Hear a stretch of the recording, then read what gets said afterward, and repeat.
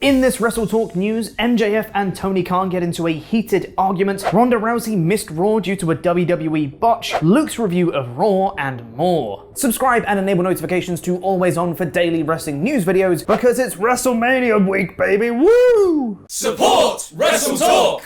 Whenever there's an MJF story in the news, it's always hard to tell what's work and what's shoot and what's work shoot and if we're working ourselves into a shoot, brother, because MJF never stops being in character, even in interviews and the like. However, this time it seems pretty legit. Recently, MJF appeared in an interview with Ariel Helwani, where he spoke about how great WWE is, what amazing work they're doing currently, what a heel. However, this interview appeared to cause friction between MJF and Tony Khan, as according to Fightful Select, the two of them reportedly had a heated discussion over the weekend that left both men frustrated. While MJF was reportedly upset regarding his contract status, as he keeps mentioning about his free agency in the future in 2024, including in this interview with Ariel Helwani, Tony Khan reportedly wasn't frustrated about the content of the interview, but rather that it was set up without notifying AEW's PR team. For those not in the know of how wrestling PR usually works, we've had AEW stars on the WrestleTalk podcast channel in recent months, such as Eddie Kingston and Ricky Starks, and both of those were indeed set up via AEW's PR team. It's standard protocol for interviews for wrestlers from AEW and WWE. This would appear to be a potential wedge in AEW's plans, as fans have repeatedly seen and fantasy booked MJF as a future AEW World Champion. However, with tensions being high between MJF and the owner of the company,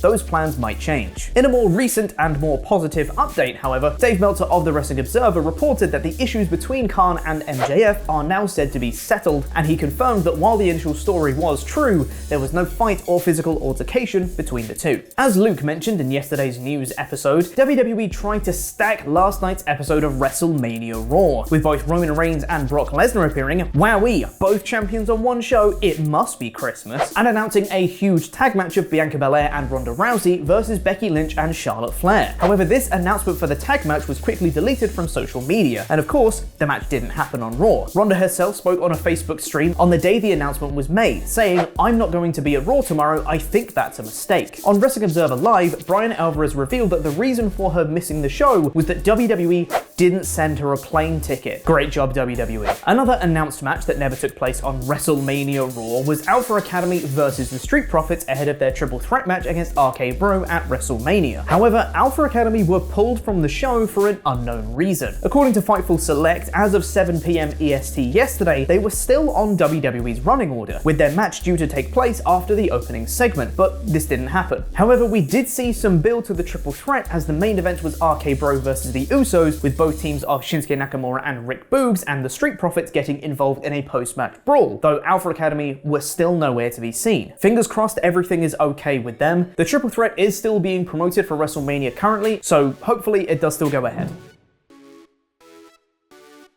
It's the go-home edition of Monday Night Raw, or as it was renamed in an effort to boost those ratings, WrestleMania Raw. Come on guys, WrestleMania was right there. Or WrestleMania Raw. Just put some effort in, alright? But the show did feel like it did have some effort made. Sort of. For the last few weeks on the WrestleTalk podcast, I've bemoaned the lack of star power on Monday Night Raw, because both the WWE and Universal Champion have been exclusively on SmackDown. That's not a slight against Kevin Owens, Seth Rollins, Becky Lynch, or anyone else. It's because WWE have been telling you, the viewer, that the most important things in WWE right now are the WWE Champion and the Universal Champion, and to a slightly lesser extent, Charlotte Flair and Ronda Rousey. And with none of those four being on Monday night, Raw has been lacking direction and purpose. And while they did just rebadge this to WrestleMania Raw, the real name of the night should have been Monday Night SmackDown, because bloody hell there's a lot of SmackDown guys on tonight. Which kicked off with Brock Lesnar cutting a promo on Roman Reigns, saying there's nowhere left for him to run. Apart from later in the show where Roman also cut a promo and went unchallenged by Brock. Did he just go home after his promo or something? Hilariously, Brock buried Paul Heyman for stealing all of his mic time while he was his manager, then proceeded to cut a rambling promo that seemingly lost its way. But Brock is so affable in this new role that it really didn't matter, and this was a perfectly fine segment. We did get some usual Monday Night Raw stuff next, as The Miz took on Rey Mysterio in a storyline where the heels have stolen Rey Mysterio's precious mask. So precious that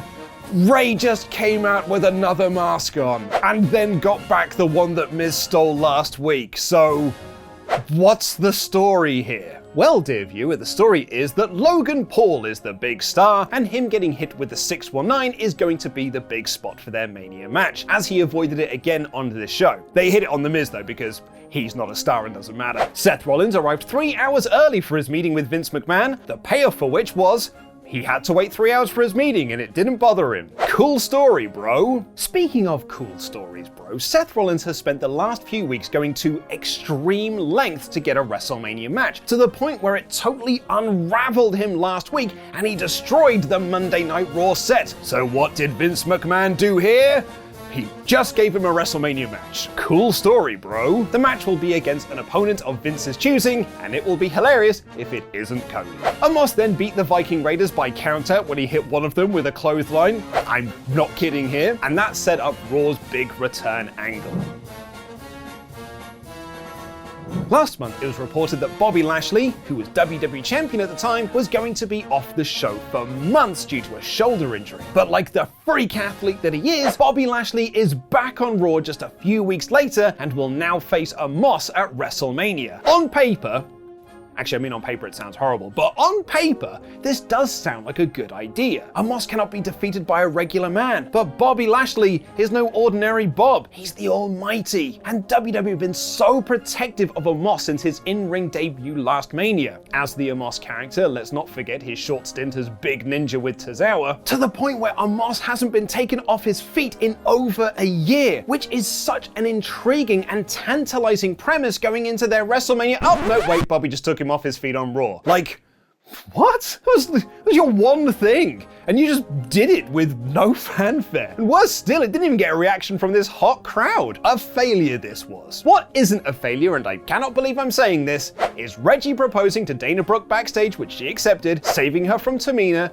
who then got proposed to by Tozawa, which she accepted, while R-Truth watched on with binoculars like some pervy George McFly. No kidding.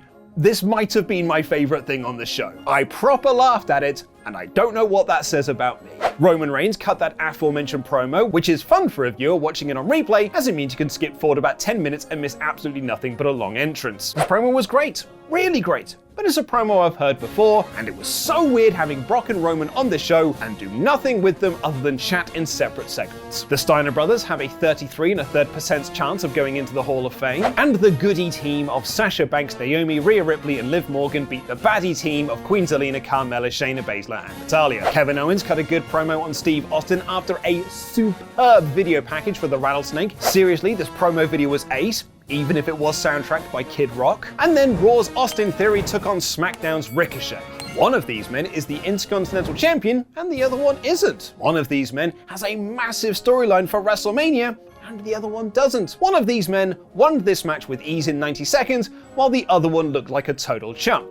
God damn it, WWE. Bianca Belair sold her devastating injury angle from 2 weeks ago by doing her regular dancing entrance and smiling and cutting a promo normally. Even I made more of an effort to sell a neck injury, and I'm just a twat on YouTube. And then stood tall over Becky Lynch, who tried to sneak attack her by hitting 2 KODs, then cutting off some of her hair. This angle was actually awesome, and Becky's manic look on her face sold me on their match this Sunday more than anything. It really should be the main event of night one. It won't, because it will either be Flair and Rousey or the Steve Austin podcast, but it should be Becky and Belair. Drew McIntyre beat Madcap Moss and Happy Morton in our second 2-on-1 handicap match of the night, and then Corbin stood tall laying out Drew after the match while Jimmy Smith said, and I'm not kidding here, that's how you stay undefeated. He literally just got defeated, Jimmy! Edge and AJ Styles cut promos on each other in a surprising lack of angle to hype their match this weekend. And RK Bro and the Usos had a decent match that was ruined by a lame DQ finish when the Street Profits,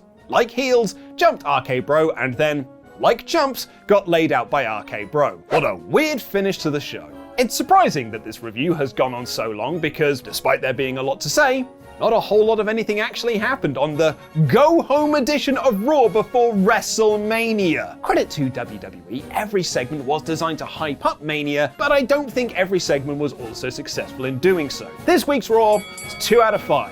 No, I'm not going to do Ollie Steiner mathbolics here. Jeez. Alright, fine. Okay, confirm booking. I How was that? panicked.